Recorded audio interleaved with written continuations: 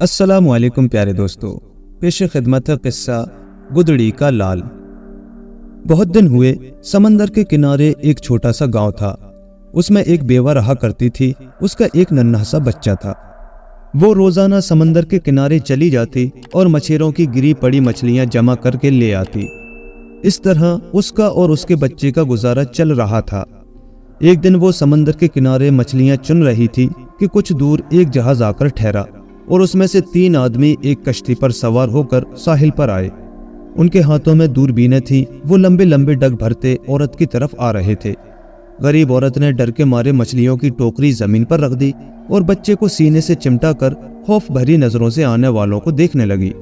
ایک موٹا سا بوڑھا آدمی جو شکل و صورت سے جہاز کا کپتان معلوم ہوتا تھا، دوربین سے ادھر ادھر دیکھ کر بولا، ہم سے کتنی بھاری غلطی ہوئی، کوہر اور دھند کی وجہ سے غلط جگہ اتر پڑے۔ یہ وہ جزیرہ نہیں ہے۔ خیر، آؤ اس عورت سے پوچھے۔ وہ عورت کے پاس آیا اور نرمی سے بولا، بہن، کیا تم یہیں کہیں رہتی ہو؟ جی ہاں، عورت جھجک کر بولی، میں پاس ہی کے گاؤں میں رہتی ہوں۔ یہ کہہ کر وہ جانے کو مڑی۔ کپتان اسے روک کر بولا، کیا یہاں قریب کوئی شہر ہے؟ ہمیں کچھ خریدنا ہے۔ یہاں قریب میں کوئی شہر نہیں، عورت نے جواب دیا۔ وہ تینوں واپس جانے کے لیے مڑے ہی تھے کہ کپتان کی نظر عورت کی گود میں دبکے ہوئے بچے پر پڑی۔ وہ اسے غور سے دیکھ کر بولا، آہ، کتنا پیارا بچہ ہے، دیکھنا اس کے چہرے سے معلوم ہوتا ہے کہ یہ جوان ہو کر بڑا بہادر اور ہوشیار ملح بنے گا۔ اے عورت، کیا یہ تیرا بچہ ہے؟ اس کا باپ کہاں ہے؟ عورت کی آنکھوں سے ساون بھادوں کی جھڑیاں لگ گئیں۔ وہ ہچکیاں لیتی ہوئی بولی، اس کا باپ اس کے پیدا ہونے سے پہلے ہی مر گیا۔ اب میں اتنا کہہ کر وہ زور زور سے سسکیاں بھرنے لگی۔ بوڑھے کپتان نے اس طرح سر ہلایا جیسے اس کے دل پر بہت اثر ہوا ہے۔ وہ بچے کو دوبارہ غور سے دیکھ کر بولا، غریب عورت، یہ بچہ اگر تیرے پاس رہا تو مجھے ڈر ہے کہ یہ وہ نہ بن سکے گا جو اسے بننا چاہیے۔ اس لیے اگر تو اپنے بچے سے سچی محبت کرتی ہے اور چاہتی ہے کہ یہ بڑا ہو کر دنیا میں نام پائے تو اسے مجھے دے دے۔ میں اسے اپنے بچے کی طرح پالوں گا۔ اس کے بدلے تو مجھ سے جتنی دولت چاہے لے سکتی ہے۔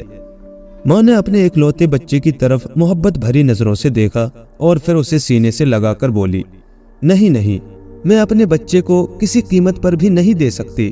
دنیا میں صرف یہی ایک میری زندگی کا سہارا ہے۔ مجھے مرنا منظور ہے مگر اسے جدا کرنا منظور نہیں۔ یہ تمہاری غلطی ہے، کپتان بولا، ذرا سوچو، تمہارے پاس یہ رہا تو بڑا ہو کر زیادہ سے زیادہ مچھیرا بنے گا، مگر میں اسے آدمی بنا دوں گا، ایسا آدمی جس پر تم فخر کر سکو۔ عورت کی آواز پتھرا گئی۔ ایک طرف بچے کی ممتا، دوسری طرف اس کی راحت اور آرام۔ اس نے سوچا، بوڑھا کپتان سچ کہتا ہے۔ اس کی صورت سے معلوم ہوتا ہے کہ وہ بڑا مہربان اور خدا ترس انسان ہے۔ اس نے کپ کپاتے ہوئے ہاتھوں سے بچے کو اس کی گود میں دے دیا اور کپتان نے جیب میں ہاتھ ڈال کر نوٹوں کی ایک گڈی اس کے ہاتھ میں دے دی۔ یہ لو۔ وہ روپے دے کر بولا، یہ تمہارے 10 سال کا خرچہ ہے۔ 10 سال بعد میں تمہارے بچے کو لے کر آؤں گا، تم کسی قسم کی فکر مت کرنا۔ خدا حافظ۔ یہ کہہ کر وہ جس تیزی سے آیا تھا اسی تیزی سے واپس مڑ گیا۔ ماں بہت دیر تک کنارے پر کھڑی حسرت بھری نظروں سے جاتے ہوئے جہاز کو دیکھتی رہی اور جب وہ نظروں سے اوجھل ہو گیا تو آہستہ آہستہ چلتی گھر واپس آ گئی۔ اس واقعے کو 18 سال گزر گئے۔ بیوہ کا ننھا بچہ بچے سے لڑکا اور لڑکے سے ایک نوجوان بن گیا۔ بوڑھے کپتان نے اس کا نام رشید رکھا۔ یہ 18 سال رشید نے جہاز پر ہی گزارے تھے۔ زمین پر اترنا اسے بہت کم نصیب ہوتا۔ اس نے جہازی پر ہوش سنبھالا اور جہازی پر 2 سال کے کمزور بچے سے 20 سالہ خوبصورت اور تنومند جوان بنا۔ کچھ تو خود اس کی دلچسپی اور ذہانت اور کچھ بوڑھے کپتان کی تعلیم۔ وہ کم سنی ہی میں ملح کے تمام گر گھاٹ سے اچھی طرح واقف ہو گیا اور اس نے بحری سفر کے سارے قاعدے قانون ذہن نشین کر لیے۔ بوڑھا کپتان اس کی عقل مندی اور بہادری کو دیکھتا اور دل ہی دل میں مسکراتا۔ اب وہ خود تو کسی کونے میں بیٹھ کر تمباکو پیتا اور نوجوان رشید جہاز کی دیکھ بھال کیا کرتا۔ کبھی کبھی رشید کو اپنی ماں یاد آ جاتی۔ وہ پوچھتا، ابا، کیا میری کوئی ماں نہیں تھی؟ یہ مت پوچھو بیٹا، کپتان جواب دیتا، تمہاری ماں تھی اور بہت نیک اور شریف عورت تھی۔ تم 2 سال کے تھے کہ وہ تمہیں چھوڑ کر اس دنیا سے سدھار گئی۔ پھر اتنی آہستہ کہ رشید نہ سن سکے بڑبڑا کر کہتا، خدا معلوم کس حال میں ہوگی بیچاری۔ 4 साल से कोशिश कर रहा हूँ कि मिलाऊं, मगर कोई न कोई रुकावट आ खड़ी होती है। खैर, जिस जहाज पर रशीद काम करता था वो बहुत बड़े ताजिर का जहाज था। उसके पास उस जहाज के अलावा 6 जहाज और थे, जिनके जरिए वो दुनिया भर में तिजारत करता और खूब नफा कमाता। अब के रशीद का जहाज तिजारत का सामान बेचकर वापस आया तो ताजिर ने बूढ़े कप्तान को अपने पास बुलाया और बोला, मेरे दोस्त, मेरी उम्र इस वक्त 80 साल की है। मैंने अब तक करोड़ों रुपया कमाया और खुदा का शुक्र है कि मुझे दुनिया की किसी चीज की हसरत नहीं। बस एक आरज़ू ऐसी है जो मरते वक्त मैं दिल में लेकर जाऊंगा, और वो है औलाद। खैर, मेरी तकदीर, अब मैं चौंके बहुत बूढ़ा हो गया हूँ, इसलिए चाहता हूँ कि अपने मालो दौलत का किसी नेक और शरीफ आदमी को वारिस बना दूं। तुम मेरे बचपन के दोस्त हो और जितनी खिदमत तुमने मेरी की है किसी ने नहीं की, इसलिए मेरी नज़र में तुम ही मेरी दौलत के मुस्तहक हो। अगरचे तुम भी काफ़ी बूढ़े हो और मेरी तरह तुम्हारी भी कोई औलाद नहीं है। कप्तान जल्दी से बोला, जनाब, शायद आपको खबर नहीं कि मेरा एक लड़का है, 18 साल का गबरू जवान। मैंने उसे मल्लाही के तमाम गुर बताकर एक होशियार कप्तान बना दिया है और वो बड़े बड़े जहां दीदा कप्तानों के कान कतरने लगा है। बड़ा लायक और होनहार लड़का है। अच्छा, ताजिर ताज्जुब से बोला, मगर तुमने हमें कभी ये ना बताया कि तुम्हारी कोई औलाद है। मेरे ख्याल में ये कोई ऐसी बात ना थी जिसे मैं आपको बताता, कप्तान ने जवाब दिया। मेरे निजी मामलात से आपको क्या दिलचस्पी हो सकती है? क्यों नहीं हो सकती, जरूर हो सकती है, बूढ़ा सौदागर बोला। तुम फौरन अपने लड़के को मेरे पास लेकर आओ। कप्तान खुश खुश दौड़ा हुआ जहाज पर गया और रशीद को अपने हमरा लेकर आ गया। बूढ़े सौदागर ने उसे तारीफी नजरों से देखा और मुस्कुराकर बोला, खूब खूब नौजवान, तुम मेरे साथ रहना पसंद करोगे? मैं अपनी तमाम दौलत और जायदाद तुम्हारे नाम कर दूंगा, तुम मेरे बेटे कहलाओगे। रशीद थोड़ी देर सोचता रहा, फिर बोला, जनाब, मैं बचपन ही से समंदर में रहा हूँ। समंदर की मौजों के थपेड़े खाकर ही मैंने होश संभाला और समंदर के खौफनाक पानियों में ही मैं पल बढ़कर जवान हुआ हूँ। इसलिए मुझे समंदर से मोहब्बत है, मगर चूंकि आपकी मर्जी मुझे अपने साथ रखने की है, इसलिए मुझे कोई एतराज नहीं, मैं खुशी से आपकी खिदमत करूंगा। उस दिन से रशीद बूढ़े ताजिर के पास रहने लगा और माल गोदामों का मैनेजर बना दिया गया। उसने थोड़े ही दिनों में अपनी मेहनत और लियाकत से इतना अच्छा इंतजाम किया कि बिक्री बढ़ने लगी और इतने ताजिर माल खरीदने आने लगे कि सबकी मांग पूरी करनी दुश्वार हो गई। सारे गोदाम खाली पड़े थे और जहाज अभी माल लेकर नहीं आए थे। ये देखकर रशीद ने सौदागर से कहा, अगर आप इजाज़त दें तो मैं 2-3 जहाज लेकर खुद जाऊं और जितनी जल्द हो सके माल ले आऊं। अगर थोड़े दिनों और माल ना आया तो तिजारत को सख्त नुकसान पहुंचेगा। बूढ़ा दिल से तो ना चाहता था कि रशीद उसे छोड़कर जाए, मगर उसकी जिद देखकर बेदिली से इजाज़त दे दी और रशीद जहाज लेकर रवाना हो गया। तीनों जहाज समंदर की खौफनाक मौजों को चीरते फाड़ते मंजिल मकसूद की तरफ बढ़े चले जा रहे थे कि यकायक तूफान आ गया। तूफान इतना सख्त और खौफनाक था कि समंदर की लहरें 30-30, 40-40 फुट तक उठने लगीं और जहाज कागज की नाव की तरह डोलने लगा। बहादुर रशीद ने अपने हवास बजा रखे। वो इससे पहले सैकड़ों तूफान देख चुका था, मगर उस वक्त वो एक ही जहाज की निगरानी करता था और अब 3 जहाज उसकी कमान में थे। कभी वो एक जहाज को इशारे से हिदायत देता और कभी दूसरे को। तूफान लम्हा ब लम्हा बढ़ता जा रहा था और पानी की धुंध हर तरफ छा रही थी। इस अफरा तफरी में तीनों जहाज एक दूसरे से जुदा हो गए और जिधर को मौजें ले गईं बहते चले गए। रशीद का जहाज मशरिक की तरफ जा रहा था। उसने आखिरी बार बिछड़े हुए जहाज़ों को दूरबीन से देखने की कोशिश की, मगर समंदर की बेपनाह मौजों के सिवा उसे कुछ नजर नहीं आया। रात भर उसका जहाज मौजों के रहमो करम पर चलता रहा। सुबह को जब तूफान थमा तो एक जजीरा नजर आया। उसने मल्लाहों को वहां लंगर डालने का हुक्म दिया ताकि मालूम हो सके कि वो कहाँ हैं और उनकी मंजिल मकसूद यहाँ से कितनी दूर है। जहाज किनारे से कुछ फासले पर खड़ा कर दिया गया और रशीद कश्ती के जरिए 2-3 तजुर्बेकार मल्लाहों को लेकर किनारे पर उतरा। उसने देखा कि 2 आदमी एक मुर्दे को बुरी तरह पीट रहे हैं। एक शख्स उसके सर पर जूते मार रहा था और दूसरा उसकी दाढ़ी और मुंह लौच रहा था। रशीद को यह देखकर बहुत दुख हुआ। वो जल्दी से उन लोगों के करीब पहुंचा और डांट कर बोला, इस लाश की क्यों बेहुरमती कर रहे हो? तुम्हें खुदा का खौफ नहीं? एक आदमी आंखें निकाल कर बोला, तुम दखल देने वाले कौन होते हो? ये हमारा कर्जदार है। 5 साल पहले इसने हमसे 50 रुपए कर्ज लिए थे और कर्जा चुकाए बगैर ही मर गया। अब हम इसकी लाश को मारकर अपना दिल ठंडा कर रहे हैं। ये कहकर उन्होंने फिर उसे पीटना शुरू कर दिया। ठहरो ठहरो, रशीद उन्हें रोककर बोला, ये लो 50 रुपए और इसे छोड़ दो। उसने जेब से 50 रुपए निकालकर उनके आगे फेंक दिए और अपने साथियों की मदद से एक गड्ढा खोदकर लाश को दफन कर दिया। ये अजीब मुल्क है, वो अपने साथियों से बोला, क्या तुम इससे पहले कभी यहाँ आए हो? मैं तो कभी नहीं आया, एक मल्लाह बोला। सुना है कि मशरिक की तरफ एक जजीरा है जिसका नाम जंगार है, कहीं ये वही तो नहीं है? होगा, रशीद बेपरवाही से बोला और आगे बढ़ गया। कुछ दूर चलने के बाद वो एक बस्ती में पहुंचे जहां एक मैदान में बहुत से लोग जमा थे और उनके बीच में एक बहुत बड़ा अलाव जल रहा था। अलाव के पास एक खूबसूरत लड़की रस्सियों से बंधी पड़ी थी। ऐसा मालूम होता था जैसे ये लोग उसे आग में जलाने की तैयारियां कर रहे हैं। रशीद भीड़ को चीरता हुआ आग के पास पहुंचा और बोला, ये क्या मामला है? तुम लोग इस लड़की को क्यों आग में झोंक रहे हो? एक बूढ़ा आदमी जो उन लोगों का सरदार मालूम होता था आगे बढ़ा और गरज कर बोला, तुम पूछने वाले कौन हो? हमारे बादशाह का हुक्म है कि इस औरत को जिंदा जला दिया जाए। रशीद नरमी से बोला, तुम्हारा बादशाह क्यों इस बेकस लड़की को आग में जलाना चाहता है? एक और आदमी जो सूरत से भला मानस दिखाई देता था कहने लगा, इस लड़की ने हमारे बादशाह से वादा किया था कि वो 1 महीने बाद उससे शादी कर लेगी, मगर ये अपने वादे से फिर गई और शादी से इनकार कर दिया। बादशाह ने खफा होकर हुक्म दे दिया कि इसे और इसके सारे खानदान को आग में जिंदा जला दिया जाए। इसके साथी तो कल जला दिए गए और आज इसकी बारी है, मगर तुम्हें क्या, तुम अपना रास्ता लो। ठहरो, रशीद बोला और उसने अशरफियों से भरी हुई थैली निकालकर उस आदमी के हाथ पर रख दी। इसमें इतनी अशरफियां हैं कि तुम उम्र भर मजे से खा सकते हो। ये अशरफियां ले लो और इस मजलूम औरत को छोड़ दो। बादशाह से कह देना कि हमने उसे जला दिया। उन्होंने पहले आपस में सलाह मशवरा किया और फिर अशरफियां लेकर चले गए।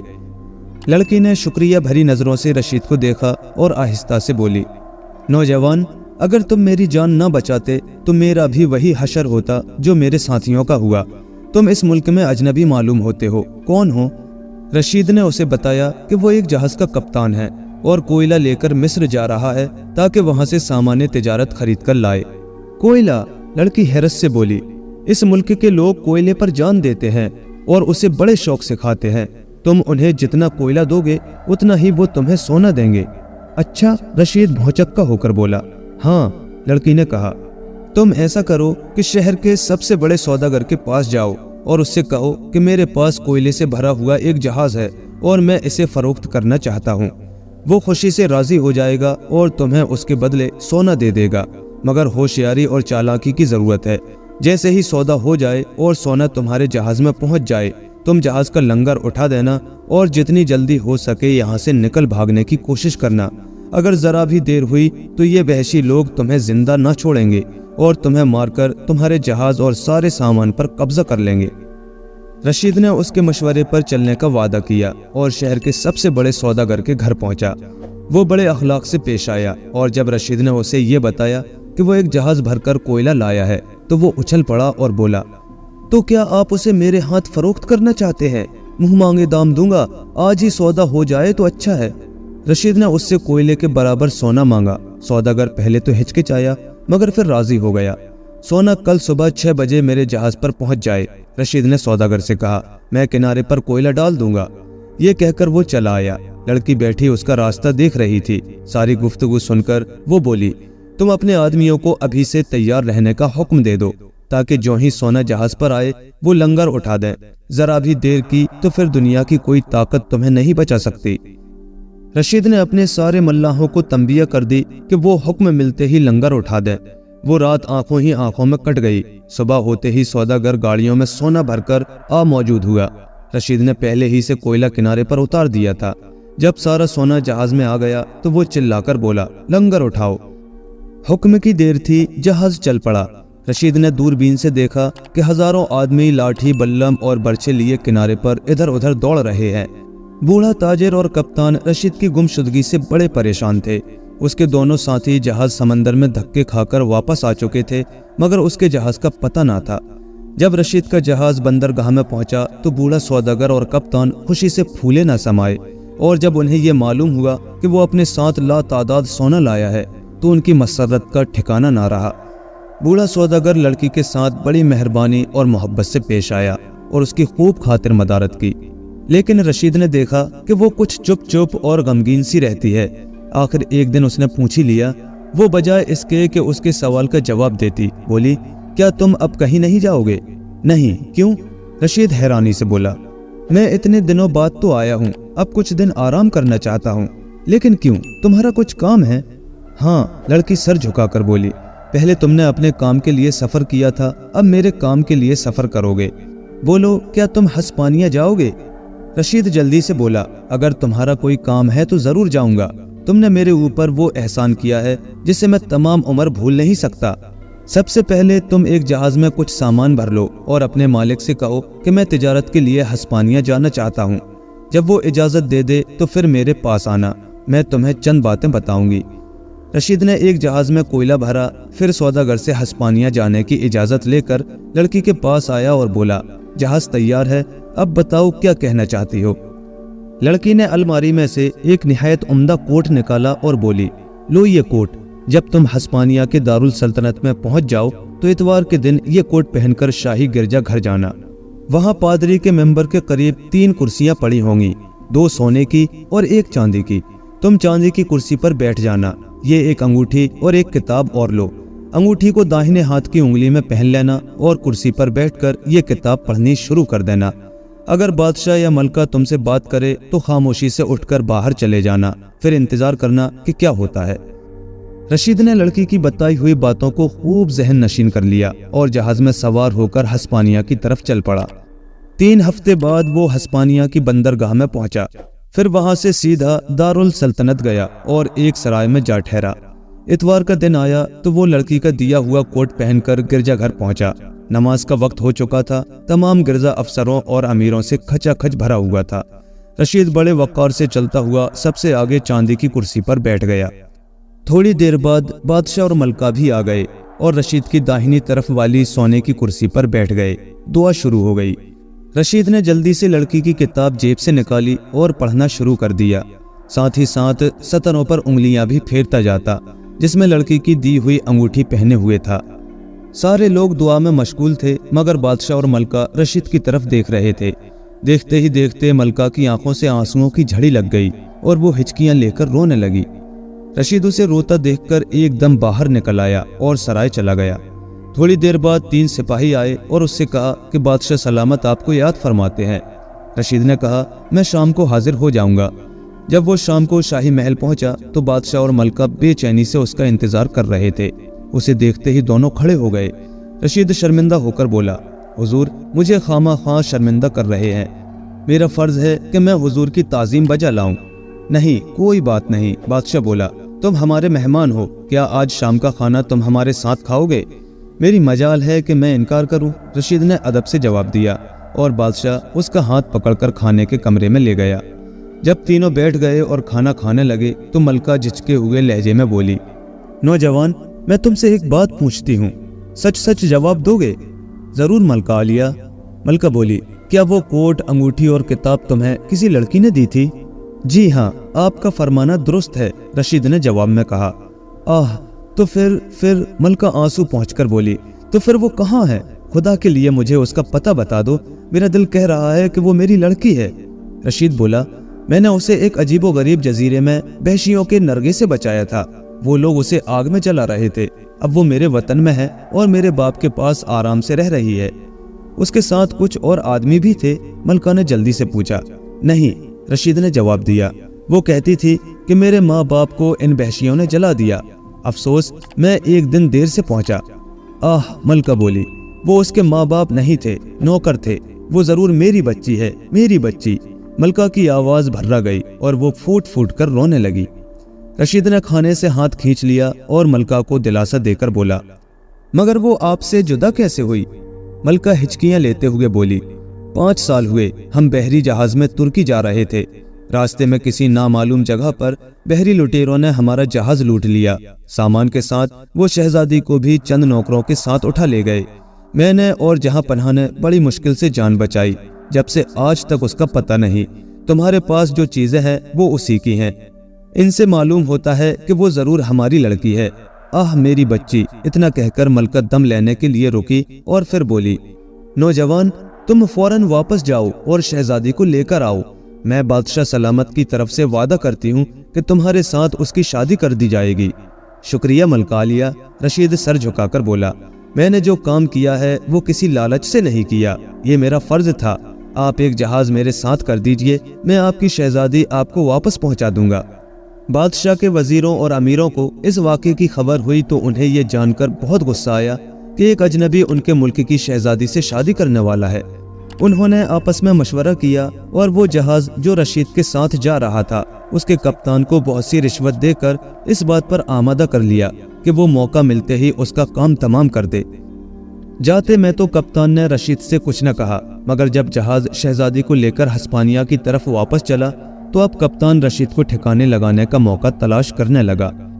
ایک دن صبح کے وقت رشید جہاز کے عرصے پر دوربین لیے ٹہل رہا تھا کہ اسے کچھ فاصلے پر ایک نہایت خوبصورت جزیرہ دکھائی دیا۔ سمندر بالکل پرسکون تھا۔ اس نے کپتان کو حکم دیا کہ جہاز روک لو، میں جزیرے کو دیکھنا چاہتا ہوں۔ کپتان کی آنکھیں خوشی کے مارے چمک اٹھیں، وہ تو ایسے ہی موقع کی تلاش میں تھا۔ جزیرے سے کچھ فاصلے پر جہاز روک لیا گیا اور رشید ایک کشتی میں بیٹھ کر تنے تنہا جزیرے میں اتر گیا۔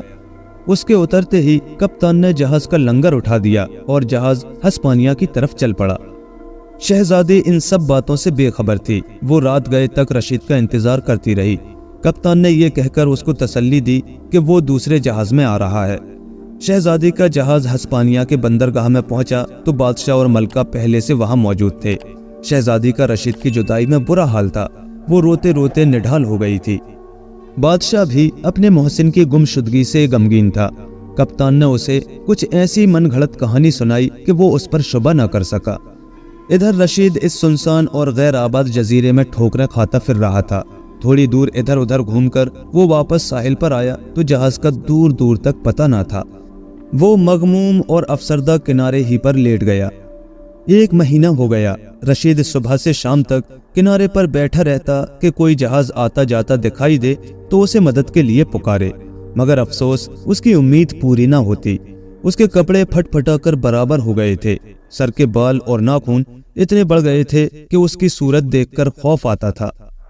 ایک رات وہ کنارے پر بیٹھا اپنی تقدیر کو رو رہا تھا کہ ایک چھوٹی سی کشتی آ کر ٹھہری اور چاند کی روشنی میں اسے ایک آدمی کا چہرہ نظر آیا جو اسے آنکھیں پھاڑ پھاڑ کر دیکھ رہا تھا۔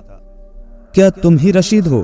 کشتی والے نے پکار کر کہا، لیکن رشید سوچ میں ایسا غرق تھا کہ اس نے بالکل نہیں سنا۔ اس پر وہ آدمی اور زیادہ چیخ کر بولا، کیا تم بہرے ہو؟ سنتے کیوں نہیں؟ رشید چونک پڑا اور بھاگتا ہوا کشتی کے پاس گیا۔ کیا تم رشید ہو؟ ملح نے پوچھا۔ ہاں میں رشید ہی ہوں، اس نے جلدی سے جواب دیا۔ کیا تم یہاں سے جانا چاہتے ہو؟ آدمی بولا۔ اگر تم مجھے یہاں سے لے جاؤ تو میں تمہارا بہت شکر گزار رہوں گا، رشید خوش ہو کر بولا۔ آدمی بولا، مگر اس کے بدلے میں تم مجھے کیا دو گے؟ رشید کا چہرہ اتر گیا۔ میرے پاس تو پھوٹی کوڑی تک نہیں، میں اس وقت کچھ نہیں مانگتا۔ آدمی بولا، جب تم صحیح سلامت اپنے وطن پہنچ جاؤ تب۔ اگر میں اپنے وطن پہنچ گیا تو جو مانگو گے دوں گا، رشید نے کہا۔ اچھا تو پھر کشتی میں آ جاؤ۔ آدمی نے سہارا دے کر اسے کشتی میں بٹھا لیا اور کشتی کھیتے ہوئے بولا، تم اپنے وطن جانا چاہتے ہو یا ہسپانیہ؟ ہسپانیہ، رشید نے جواب دیا۔ کشتی زور زور سے چلنے لگی۔ رات بھر کشتی چلتی رہی۔ صبح کو 10 بجے کے قریب وہ ہسپانیہ کی بندرگاہ پر جا کر رکے۔ آدمی کشتی میں سے اتر کر بولا، میرا کام ختم ہوا، لو یہ کچھ روپیہ ہے، اس سے تم اپنی حالت سنوارنا۔ جب تم اپنے مقصد میں کامیاب ہو جاؤ گے تو پھر میں تمہارے پاس آؤں گا۔ رشید روپیہ لے کر پہلے نائی کی دکان میں پہنچا اور اپنا حلیہ ٹھیک کرایا اور پھر نئے کپڑے خرید کر اسی سرائے میں گیا جس میں وہ پہلے ٹھہرا تھا۔ شام ہوئی تو وہ شاہی محل پہنچا اور شہزادی کو اطلاع کرائی۔ وہ اس کا نام سنتے ہی اچھل پڑی۔ بادشاہ اور ملکہ کو یہ خبر ملی تو وہ بھی باغ باغ ہو گئے۔ تھوڑے دن بعد رشید اور شہزادی کی شادی ہو گئی۔ شادی میں اس کا منہ بولا باپ، کپتان اور سوداگر بھی شریک تھے۔ کپتان اپنے ساتھ ایک بڑھیا کو بھی لایا تھا اور جب اس نے رشید کو بتایا کہ یہ بڑھیا تمہاری ماں ہے تو وہ اس کے قدموں سے لپٹ گیا۔ شادی سے 1 ہفتے بعد، رات کو وہ سو رہا تھا کہ کسی نے اسے جگا دیا۔ وہ آنکھیں ملتا ہوا اٹھا کیا دیکھتا ہے کہ اس کے سامنے وہی آدمی کھڑا ہے جو اسے کشتی میں سوار کر کے ہسپانیہ لایا تھا۔ کہو رشید، تمہیں اپنا وعدہ یاد ہے؟ وہ مسکرا کر بولا۔ بالکل، رشید نے جواب دیا۔ بتاؤ کیا چاہتے ہو، جو مانگو گے دوں گا۔ آدمی نے ٹھنڈی سانس بھری اور بولا، میں اس کے سوا اور کچھ نہیں چاہتا کہ تم دنیا میں پھلو پھولو۔ تمہیں یاد ہوگا کہ ایک دفعہ تم نے وحشیوں کے ہاتھوں ایک غریب قرضدار کی لاش بچائی تھی، میں اسی کی روح ہوں۔ یہ کہہ کر وہ غائب ہو گیا۔ رشید کچھ دن ہسپانیہ میں رہا اور پھر اپنی دلہن کو لے کر وطن واپس آ گیا۔ اب سوداگر بہت بوڑھا ہو گیا تھا۔ اس نے سارا کاروبار رشید کو سونپ دیا اور خود گوشے میں بیٹھ کر اللہ اللہ کرنے لگا۔ پیارے دوستو، کہانی کیسی لگی ہمیں کمنٹ کر کے ضرور بتائیں، اور ایسے ہی مزید دلچسپ قصے کہانیوں کے لیے ہمارے چینل کو سبسکرائب کریں اور ساتھ ہی بیل آئیکن کے بٹن کو بھی پریس کر دیں تاکہ ہمارے آنے والے نئے ویڈیوز کی نوٹیفیکیشن آپ کو وقت پر مل سکیں۔ شکریہ۔